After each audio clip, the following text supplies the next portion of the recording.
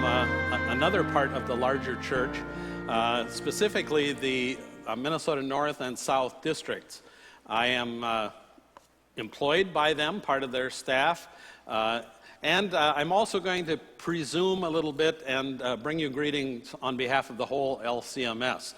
I don't think I've ever spoken for the whole LCMS before, but and I know that's the majority of you certainly count yourself as members there.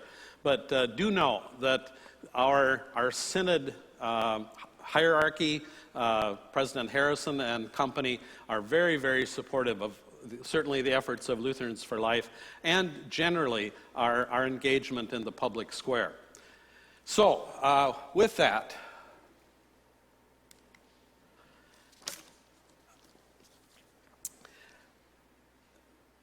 I appreciated very much the words that we heard earlier this morning about some pretty concrete kinds of ministry that are being done in the pro-life arena.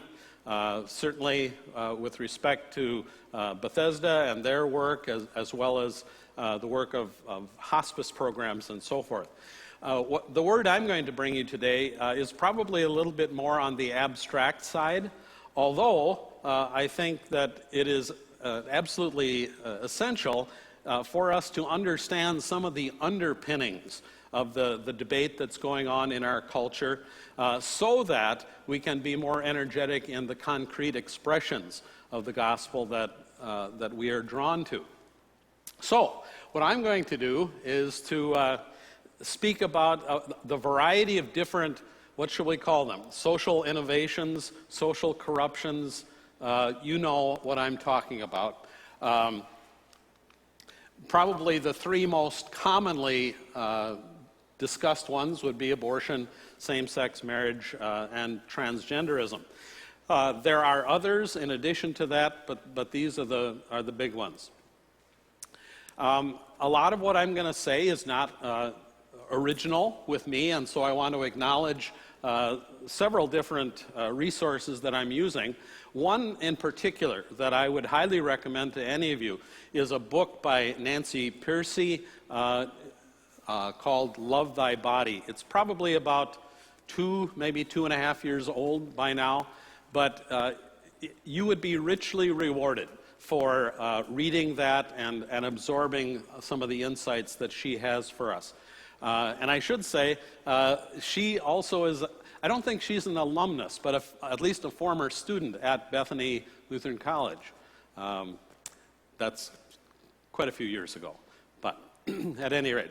And then there's also several other resources there that I won't spend time discussing. You know, of course, that our culture has been in turmoil over these various issues. A lot of times this turmoil tends to focus on decisions of the Supreme Court. And so just to refresh your memory on a few of them, about 2.5 years ago, well, no, actually 3 years ago now, the Trinity Lutheran decision that involved one of our own congregations, that was a religious freedom issue. The Masterpiece Cake Shop that came about a year later. Going back further in time, of course, the Supreme Court decision, Roe versus Wade, and then the one that legalized same-sex marriage, Obergefell, back in 2015. All of these, when you look at them, they have one thing in common. And this was commented on by a couple of authors, and I thought it did just a very nice job of helping us to crystallize some of our thoughts. What they said with respect to all of these court cases and many others is that our cultural and legal conflicts are fundamentally over what it means to be a human being. This conflict, the Supreme Court cannot resolve. Try as it might, it can only obfuscate, it can only cloud these issues. And yet, of course, our culture looks to them for clarification. It's just not an appropriate place to look, however. What did I do? All right. Okay, so if we're going to get a better idea of what ties all of these issues together, we'll have to address this question. What does it mean to be a human being? One of the questions that follows quickly after that is the question, well, is a human being just a body? Is it a human being a body and a mind? Are we body, mind, spirit? Are we one of those or more than one? There's a great deal of confusion in our culture about this. Now, as Christians, of course, we have a place to go to clarify this. And so, right away in the book of Genesis, we are told that God formed the man from the dust of the ground, breathed into his nostrils the breath of life, and it's at that point that man became a human being. So there is a physical element, certainly, the dust, and then the breath of life, which then finally makes us a whole human being. So as Christians, we would describe ourselves as being an indissoluble, unable to be divided union of body and spirit. Granted, when we die, prior to the resurrection, there is a period of time when the body and the spirit don't reside in the same place, but they, of course, are reunited. We believe in the resurrection of the body, not just some spiritual resurrection. All right, so our culture finds itself in a great deal of turmoil. You know that here recently, but this is not of a new phenomenon. If you go back in time, for example, go back to the mid-1800s, 1859 to be exact, from that period of time until the late 1990s, most of the headbutting that went on, most of the turmoil, took place between those who held a Christian view of the human person, namely that it's a union of body and spirit. That was opposed to what we might call a modernist view, which said essentially that the body is all there is.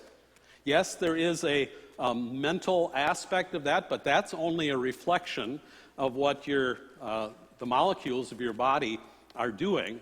There is no such thing as a spirit or a soul. And those were the two contending factions back in those years. More recently, however, there's a new faction that has stepped onto the stage.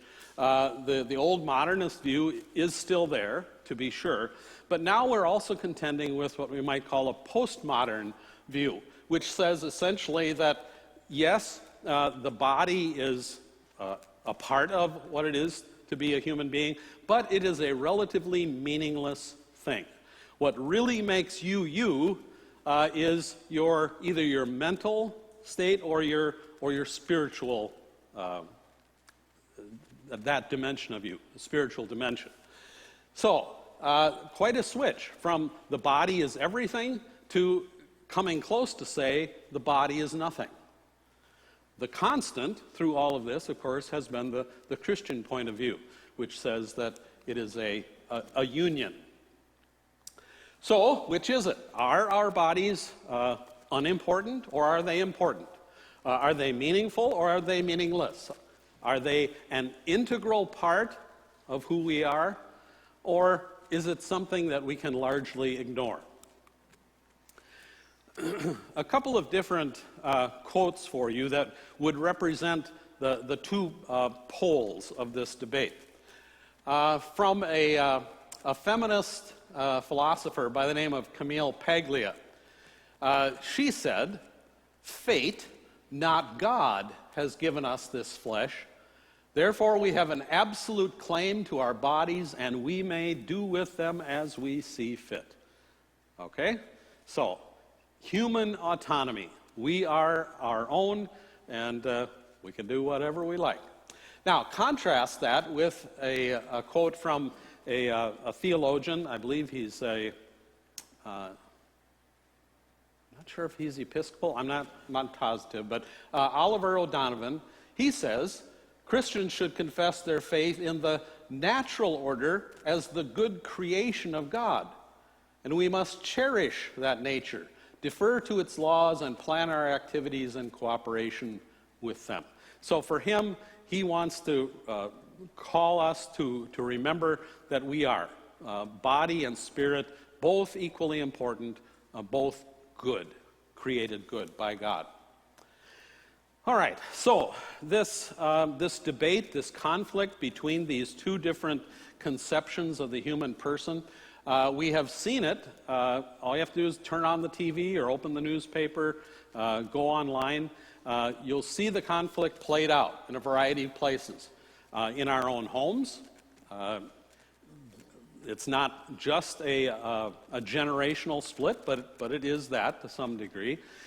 You may find great disagreements, even with those that live under the same roof with you, or part of your relatives. It certainly plays out in schools. Churches have been split over this, and of course, we also see it in the community at large. So, for example, some of the places where this plays out. Regarding the issue of transgenderism, I don't know if any of you are aware, last year, it's less than a year ago, there was a study that was published by a researcher from Brown University, and basically what she was pointing out is that all of a sudden the frequency of people declaring themselves to be transgender has become contagious. Contrary to what is typically claimed for transgenderism, that it is something innate within us, all of a sudden we're finding groups, clusters of friends that all of a sudden discover that they, together, they are truly, occupy the wrong body, so to speak. So that's been an interesting thing surfaced recently. Also, the issue of commercial surrogacy and the sale of body parts.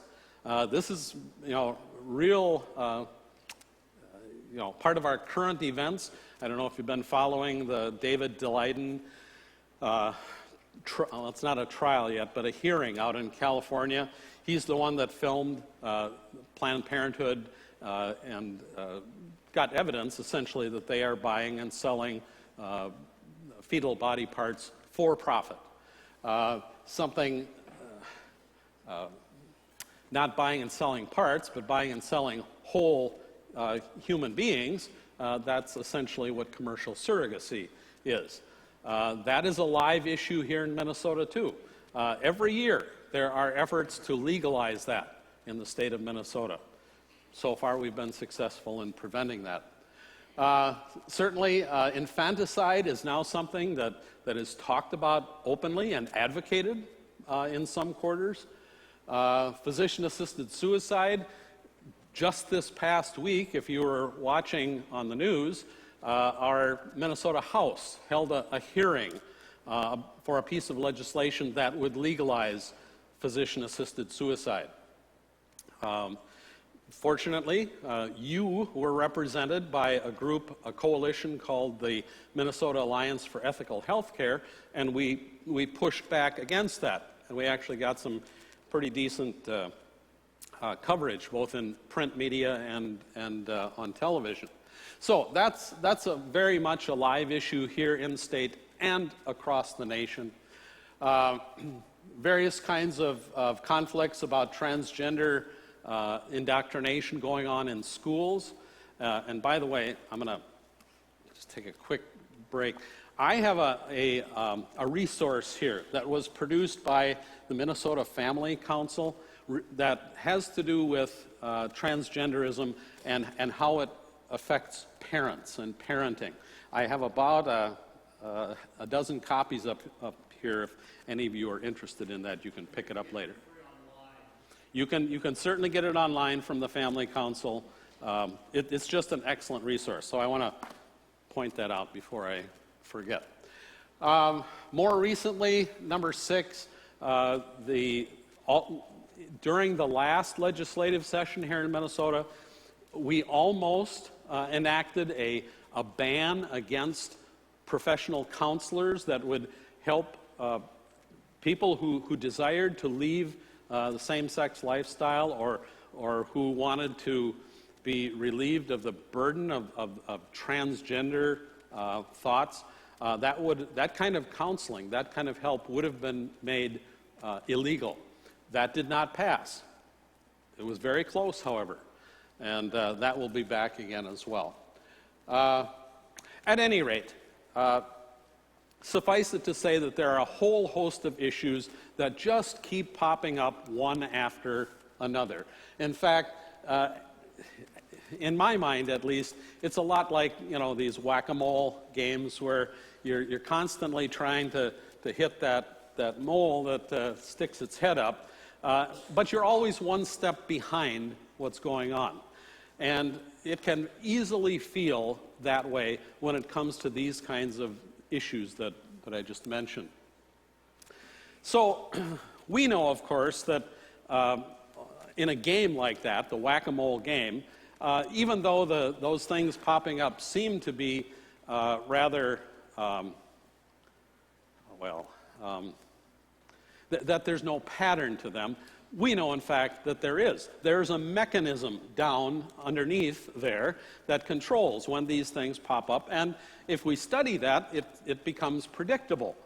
And if we understand, are able to predict that, then, of course, we can be much more effective in counteracting whatever the next thing is that pops up. So the question is there a common source? Is there a common mechanism or a common philosophy that lies behind all of these other social innovations? We are not surprised when we find out that there is, because not only on the negative side of the ledger, but on the positive side, we understand also that there are underlying patterns, underlying philosophies. And, of course, the Scripture talks about that. When in 1 Corinthians it says, "Now there are a variety of gifts, but the same Spirit. There are varieties of service, but the same Lord. Varieties of activities, but the same God who empowers them in everyone." So, on a positive note, we believe that there are underlying philosophies that are good. But the same thing is true on the negative side. So if we ask, what underlies all of these various new social innovations, of course, as Christian people, on one plane we say, well, that's easy, of course. What underlies them all? That's sin. And we would not be wrong in saying that. Scripture talks to us about it. In James it says, "For where you have envy and selfish ambition," that is sin, "there you find disorder and every evil practice." We have disorder in spades in our culture these days. Question is, can we be a little bit more precise so that we can do a better job of anticipating what's coming? Can we give a name to the underlying sin that we are contending with? Now, the idea that there is something that explains all of these things, if we understood that one underlying thing, that we would not then be surprised when the next new thing pops up. That, in my mind at least, that's a comforting thing, because frankly, once I understand that underlying problem, underlying philosophy, then all of a sudden I'm not going to be thrown off balance when the next thing comes. And I'm going to be much more able to deal with it and react to whatever comes down the line much more rapidly if I understand where it's coming from. So the question is then, what is at the root of all of these things? Well, I would like to propose that there is one primary candidate for us to consider. It actually is a philosophy that has been around a long, long time, predating the church itself, goes well back into antiquity, and it's been labeled as a heresy for a long time. And it has a rather imposing name. It's called Gnosticism. Now, that's not one of those words that you use, in everyday speech, and so it can seem kind of intimidating. But the word Gnostic it's derived from the Greek, and it simply means knowledge. Okay, so and we have lots of words that are derived from that. When we talk about diagnostics, helping to understand a disease and so forth. I was talking with Pastor Salamank just a little bit earlier. This is a hard word for us to get our mind around, just because it's not a word that, or it's not even a root word that we use very often. But if we go to this is Greek in origin. If you went to the Latin version of this, the Latin version of gnosis, Gnosis, is science. Okay? And so I think it would be equally appropriate to call this underlying cause not just Gnosticism, but scientism, where faith is placed in science as the root of all useful knowledge. All right, so what is this Gnosticism then? Well, for the pastors here, they of course would have been introduced to this in seminary or in some philosophy class, probably, something like that. It is a notoriously difficult thing to define. It has been around, as I said, for a long time, well before the church. But if you tried to summarize the whole thing, you might do it this way. Gnosticism is a mood, okay, so it's very hard to get a hold of. It's a mood of world rejection and a religiously abstract habit of mind. It's a way of, it's kind of an inclination that you take toward everything in the world. Let me be more specific. Here are some of the fundamental points of Gnosticism, and I'm calling it here neo-Gnosticism, just as the modern incarnation of that. So, first of all, Gnosticism tends to encourage us to deify or look at ourselves as God. Okay? So, self-deification, as opposed, of course, to the Christian view, which says that there is only one God, the triune God, Father, Son, and Holy Spirit, and we're not God. Okay?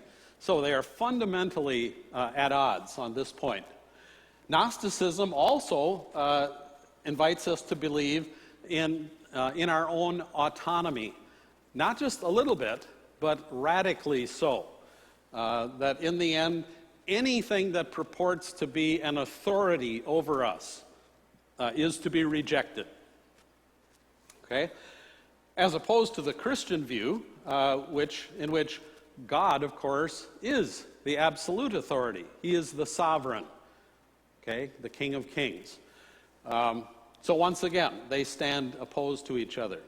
Gnosticism also tells us that human beings are perfectible. If we just try hard enough, we can become better and better and better over time and over generations.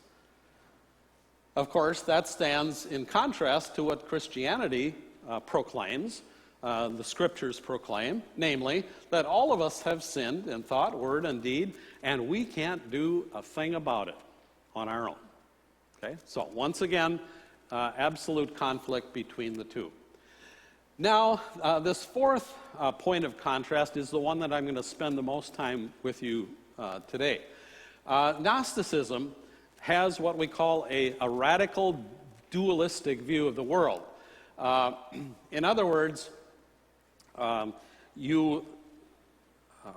instead of as we as Christians say, that we are this union of body and soul, Gnosticism always wants to split, to separate body and spirit, body and soul, and also to label one as more meaningful than the other. So, for example, a Gnostic, a person who thinks in a Gnostic way, would say that the body is evil. Okay? Or, at best, it would say that the body is meaningless. As opposed to the Christian view, which simply says that God created everything, the physical world, including our bodies, and of course, as the scriptures say, and it was good. It was very good. The Gnostic would say that the body is inferior, that it's unimportant, that it's without meaning, as opposed to a Christian which says the body is a good thing. It is, it's important, in other words. All right, so all that's pretty abstract stuff. I hope I haven't lost too many of you to the drowsiness of early afternoon. But at this point, I can imagine quite a few of you saying, well, that's kind of interesting, a little look back at history. But what does that have to do with my life today? Well, our day-to-day living, of course, is something that occurs within a specific context. And we call that context the culture. The culture in which we live and move, and sometimes it's described as the sea we swim in or the air we breathe. It's just something that envelops us. It's always around us. We don't even think about it in most cases. But nevertheless, the culture is a very real thing. So what is culture composed of? Well, this formulation of an answer came from a professor, Andrew Latham, who actually teaches at Macalester College here in St. Paul. And the way he describes it is this way: that culture consists of some political element and a religious element. And it's the fusion of those two things and the interplay between them that produces this thing we call the culture. Now, in our American context, he says, the primary political form of thought or a political, what's the right word? At any rate, it's that liberalism is the thing that kind of all of us assume about political things. And when it comes to the religious component, that it is Christianity that has served as the what we might call the civil religion of the land. Yes, we disagree about a lot of things when it comes to what the Christian faith is and how it should function, but still there's at least an assent to generic Christianity as the kind of the religious animating force in our culture. So, what do I mean when I talk about liberalism? First of all, make sure you understand I'm not talking about political liberalism. Okay, we're not talking Republicans and Democrats here. Okay, we're talking about classical liberalism, and that form of political thought emphasizes a number of things. First of all, it focuses on the individual versus us as a collective group. Liberal thought invites you to focus primarily on yourself as an individual, rather than you as part of some larger group. Also, liberalism stresses the moral equality of everybody. Yes, we may occupy different social strata, different economic strata, but morally speaking, we are all pretty much equal. It also emphasizes that the fact that we should have confidence in our ability to reason, and using that ability to reason to produce, to improve our our circumstances, both our individual circumstance and our collective circumstance. And then finally, liberalism also has this emphasis on freedom. One particular type of freedom. It emphasizes not freedom to, in other words, as Christians we would say we are free to serve. Okay? Liberalism is not going to focus on that kind of freedom. Rather, liberalism will focus on freedom from. You are freed from any authority that might want to tell you what's right or wrong, good or bad. Sorry.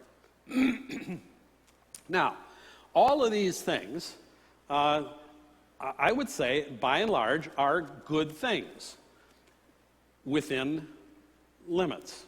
Okay? But like many good things, when taken to extreme, they produce results that are less than desirable. So, for example, liberalism, when taken to extreme, produces what we might call an atomized world, where the individual stands all by him or herself. It's a lonely kind of existence, finally.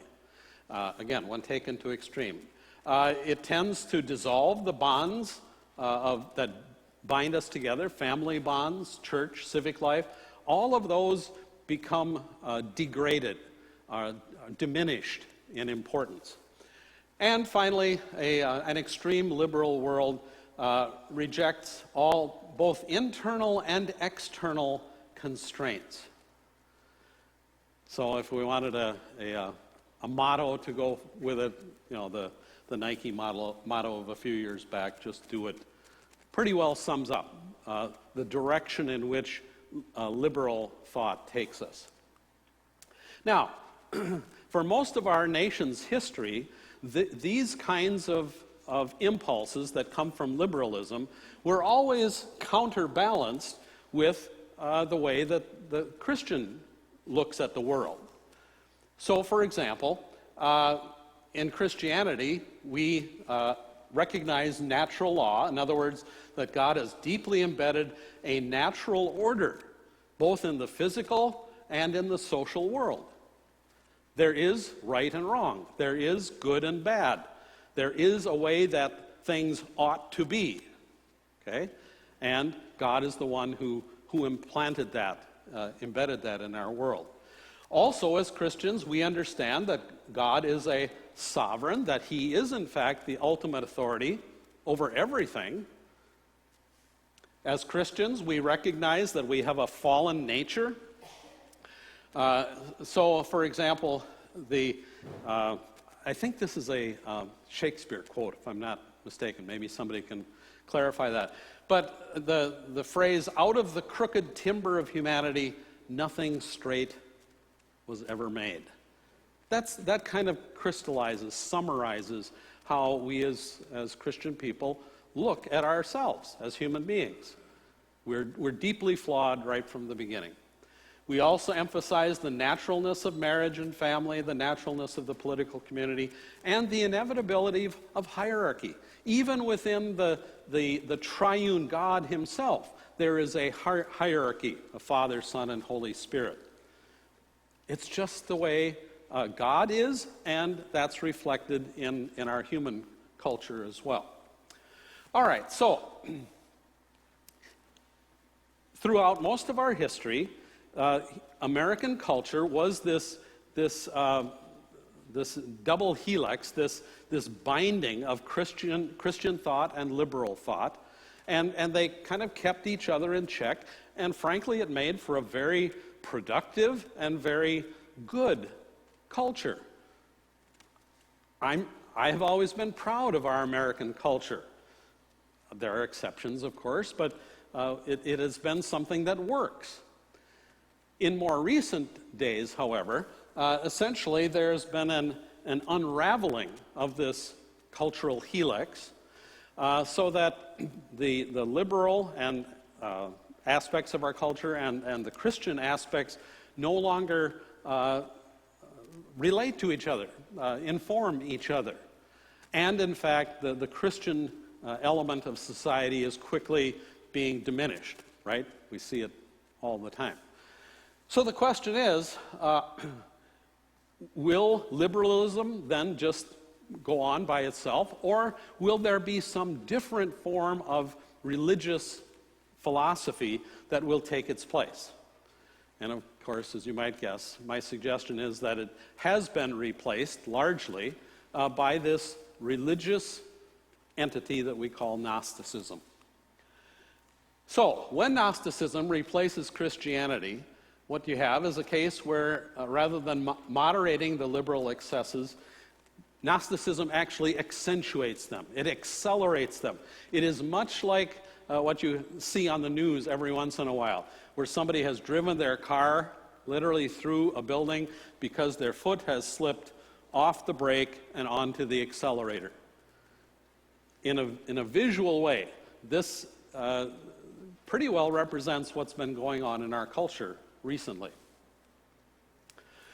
All right, so what happens when Gnosticism becomes that animating religious element? What happens now when the physical world really doesn't matter anymore? When bodies are declared meaningless, that is, they are no longer an integral part of what it means to be a human being. Well, various kinds of disasters quickly surface. Disorders of various kinds are celebrated. We're very, of course, aware of that, particularly as members of Lutherans for Life, where life ceases to be inherently sacred. And so abortion is accepted as not just an unfortunate necessity, but now, these days, celebrated as a good, a social good. So no longer living things, the living body is sacred only when it is wanted. And of course, the one doing the wanting has to be the mother, of course. Father is meaningless here. Another form of disorder related to the sanctity of life, of course, is physician-assisted suicide. People should be kept around only as long as they are productive. It's a very utilitarian way to look at people and at the culture. So there's that form of disorder. You also have this form of disorder where what has always been obvious to us, I think, the maleness and femaleness of us as human beings is rejected. Facebook has how many different genders? 50 of them or something like that. And as soon as maleness and femaleness is rejected as a basic order in which God has built into his world, well then, of course, marriage no longer has to be between a man and a woman. And we're free as well simply to change ourselves at will, to declare, I am no longer male but now female, or I'm something in between, or I'm both, or you've heard it all. Like 20 minutes left? Oh my. All right. You should be very thankful my wife is up here, because I could run on a long time with this stuff. So one other form of disorder then where, as I mentioned earlier, people become commodities, either where we buy and sell whole human beings, as in the case of commercial surrogacy, or where we sell them by the parts, okay, as is the case with Planned Parenthood and the sale of fetal body parts. All right, so not only do we begin to celebrate disorder, there's also a change that occurs because Gnosticism claims that human beings are perfectible. If it's possible for us to become better and better, well then we would be remiss not to try very hard to bring about this perfectibility, make it reality. And so, people who carry a Gnostic view want to see a very forceful government, a government in which we can re-educate people In other words, straightening out the crooked timber. If that's possible, then we're pretty much obligated to try and do that, right? All of a sudden, a Gnostic person wants to elevate, in a social way, elevate those who have this special knowledge of how the culture is supposed to be. They need to have the power to bring this about. Also, we find out that that requires the construction of a new, more muscular state. And I don't think it's my imagination that we're very much moving down that road as well. The culture then, or Gnostic individuals, try to bring about a freedom on an individual basis where we limit the influence of what have been called the mediating institutions, family, civic organizations, those kinds of things. You want to limit that. You want each person to stand on their own without having much conversation with those around them. And then finally, it also brings about an effort to free the state from various outmoded kinds of thoughts, such as limited government, the concept of tolerance, true tolerance of various viewpoints, freedom of religion, freedom of speech. Those are all classified as antiquated notions and need to be diminished or gotten rid of completely. Gnostic thought naturally leads you to these kinds of actions. And so, because we do have a lot of people thinking in Gnostic terms, they have married the liberal political project with the Gnostic religious project, and they've jumped in head first. The radicalism that we see on a daily basis, on TV and so forth, represents this new marriage of Gnosticism and liberalism.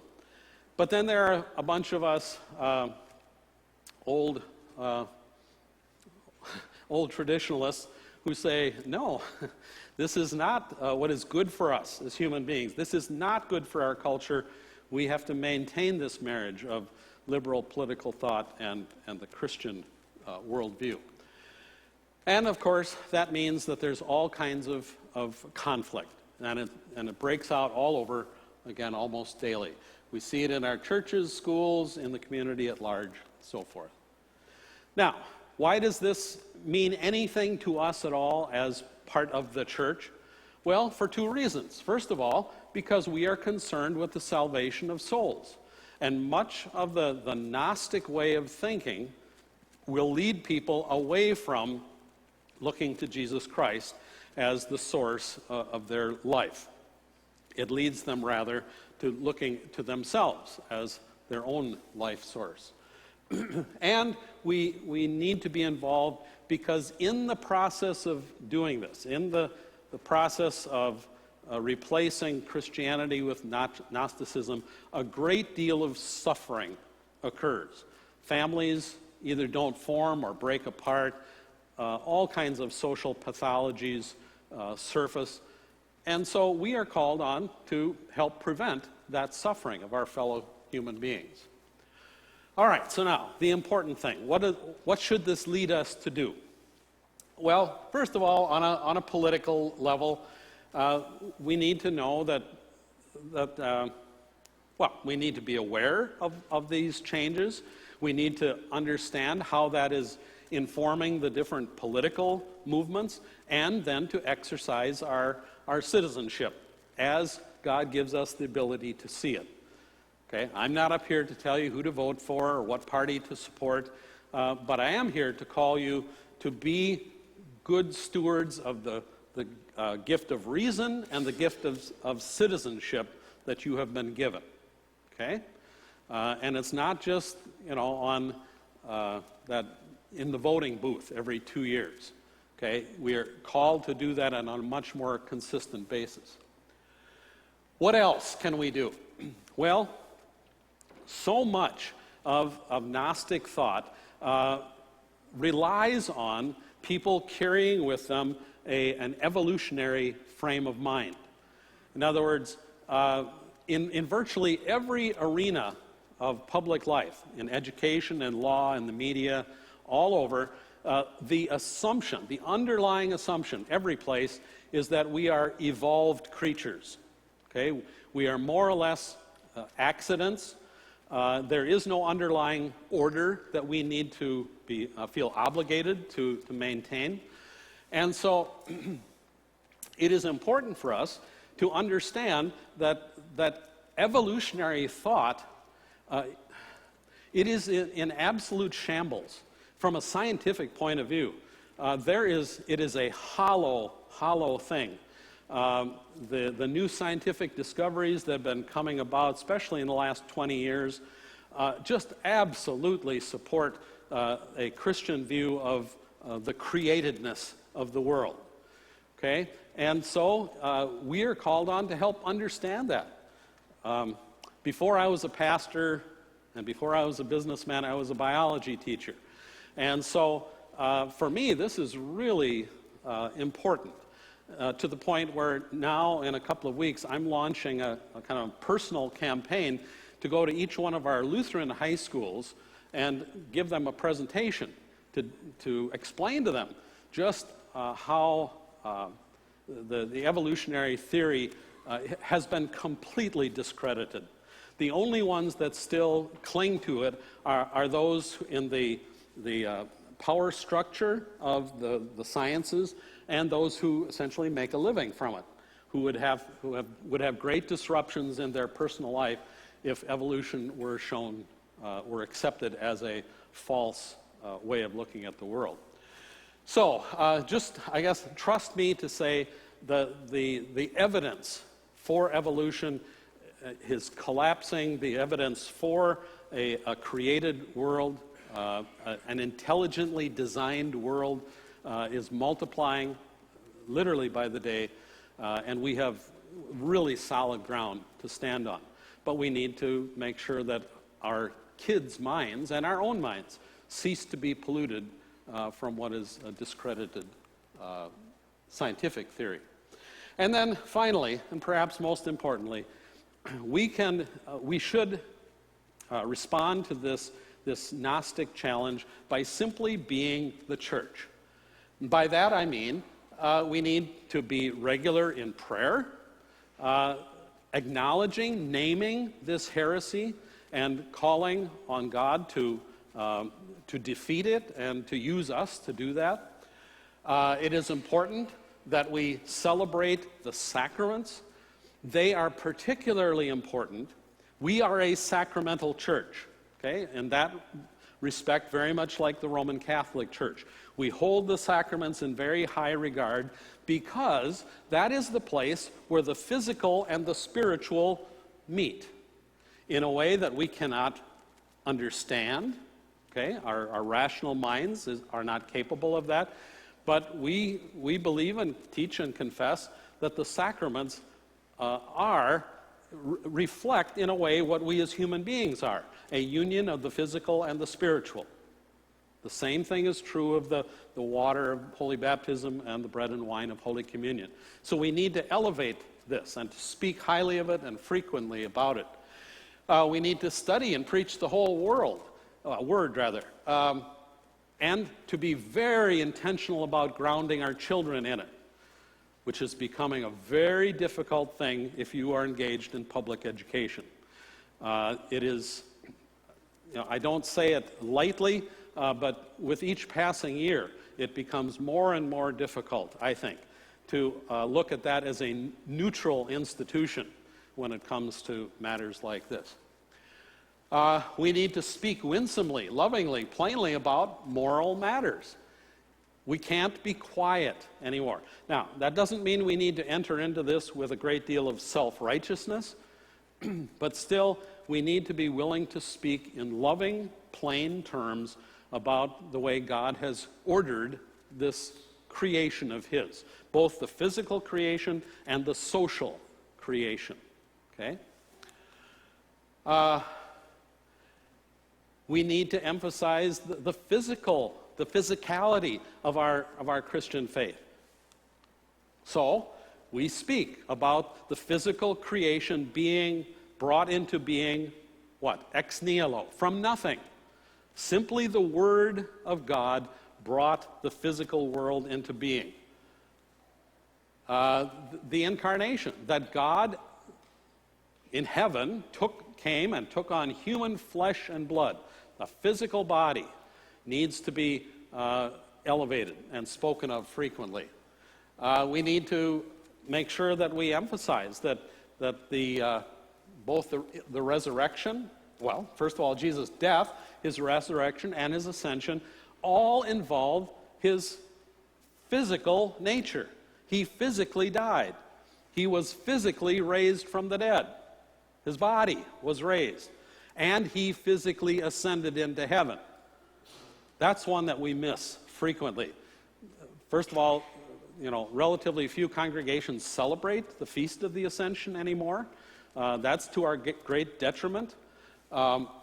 Because one of the things that is driven home in thinking back to the Ascension is that Christ in his body is now in heaven advocating for us. It was not just some wisp of spirit that returned to heaven, but the incarnate Lord himself. We need to celebrate and emphasize our own physical resurrection. The word cemetery, you know what that means? It's a Greek derivative. Anybody? Say? Yeah, it's a place where you sleep. Koimaterium, it's in a modern sense, it would be like a Holiday Inn. It's a place where you go to rest for some period of time, okay? And that is how we named our cemeteries, okay? To call that to mind. That's important because we will one day be physically raised from the dead. We need to remember the importance of natural law that God has built just into the way he constructed us as males and females. Physically, we fit, okay? That's not unimportant. Even though we, might titter about it sometimes, it's really something that we dare not lose sight of. It's important that we avoid language that speaks of death as somehow our friend. Yes, God certainly has used death to bring about good ends, but death is always our enemy, the greatest of enemies, right? As Scripture speaks about it. This is probably the temptation that most Christian pastors, Lutheran pastors have. I know it was a great temptation for me, particularly at the time of a death and so forth, to begin to slip into this language of death as our friend. We have to be very careful not to do that. And then finally, we need to be prepared to lovingly minister to people who are very confused, who don't understand that there's been this bait and switch with Gnosticism and Christian thought. And be willing to sit down and establish the kinds of relationships that are required in order to bring people along and show them what is the appropriate marriage in culture of our political liberalism and our Christian thought. All right. And finally, celebrate the complementarity of males and females. I never thought I'd have to, and suggest this to people. It just always seemed like the normal thing, but we cannot assume that any longer. All right, so remember, in our Christian faith, we celebrate the reality of creation exactly as God designed it to be. We celebrate the goodness of both the physical and the spiritual world, and we celebrate the unity and the equal value of both our body and soul. If we keep some of these things in mind, I think we will not be taken by surprise so much as we have been, and it will help us to formulate a way to respond to it in a loving, gospel-centered way that ultimately will help bring people into relationship with Jesus Christ and prevent a lot of needless suffering. That's it. Yes, ma'am.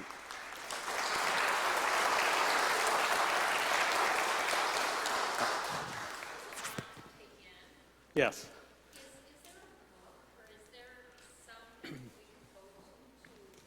The book I would recommend the most is Love Thy Body by Nancy Piercy. I do have, as I said, this other resource up here too.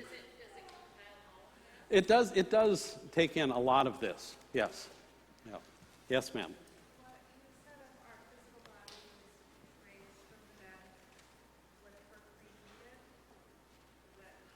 So the question is, what about cremation?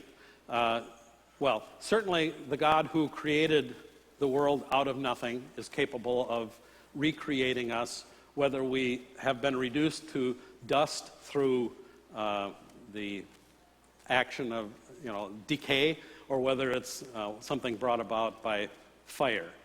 Now, having said that, I think to be cremated is interpreted by a lot of people as essentially thumbing the nose at God's ability to recreate. Now, not all people who choose cremation, certainly I don't think the majority of people have that intent, but it is heard that way. It is felt that way by many people, which is why I think historically the Christian church has always shied away very much from cremation, only because of what it tends to imply. We can talk more about it if you'd like. Anything else? Thank you. I know this was a lot of stuff, and I appreciate your willingness to try and absorb it.